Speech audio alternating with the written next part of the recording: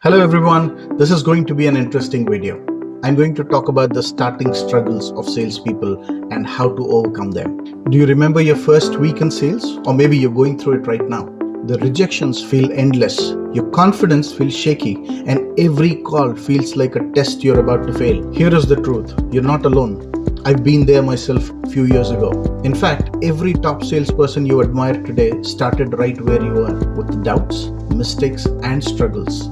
So let's have a real conversation. In the next few minutes, we'll walk through the most common struggles salespeople face in the beginning stages and how you can turn each one of them into a stepping stone. Struggle number 1, facing rejection everywhere. You pick up the phone, make a call, within seconds, click, they hang up. You send an email, you don't get a response. You finally get into a meeting and hear we're not interested. It hurts. And in those early days, rejection feels personal. You may also feel maybe you're not good enough. But the truth is, rejection does not mean failure. It just means not now. Every no is simply a filter bringing you closer to the right yes. Do you know? Top performers don't avoid rejection. They embrace it. They see each no as training, feedback, and progress. So, start taking no positively. Struggle number 2, low confidence. When you're starting out, confidence feels like it's always slipping away. You question your tone, your words, and your pitch. And when you don't feel confident, prospects sense it. Here is how you can fix it. Focus on small wins. Like, did you ask 3 good questions in a call? That's progress. Did you book 1 extra meeting this week? That's growth. Confidence is not built overnight. It's built brick by brick, win by win, until it becomes unshakable. So be confident. You are the best. Struggle number 3, talking too much. Most beginners make the same mistake. Talking too much. They think if they explain every feature, every benefit, the customer will be impressed. Ideally, the opposite happens. The customer feels unheard. Here is what actually works. Ask open-ended questions and listen to your client. Aim for 80% listening and 20% talking. When you let the prospect speak, they reveal their problems. And when you reflect their words back, you instantly build trust. Listening is your biggest weapon in sales. Struggle number 4, objections feel like walls. You finally present your offer and then the objection starts. It's too expensive. We'll think about it, or send me the details. In the beginning, objections feel like walls you cannot climb. But let me tell you a secret.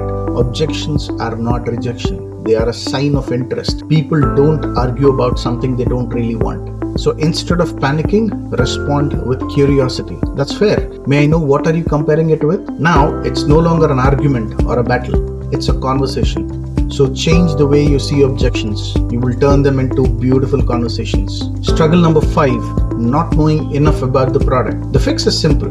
Don't try to know everything on day 1. Focus on 3 biggest problems your product can solve. Always tie your answers back to the customer's pain. And if you don't know something, be honest. Say, that's a great question. Let me confirm and get back to you. Customers respect honesty far more than guesswork. If it is a planned meeting, take your technical experts to the meeting and let them answer the questions. This shows that you're prepared and also committed for providing a right solution to the client. Struggle number 6, fear of cold calls and follow-ups.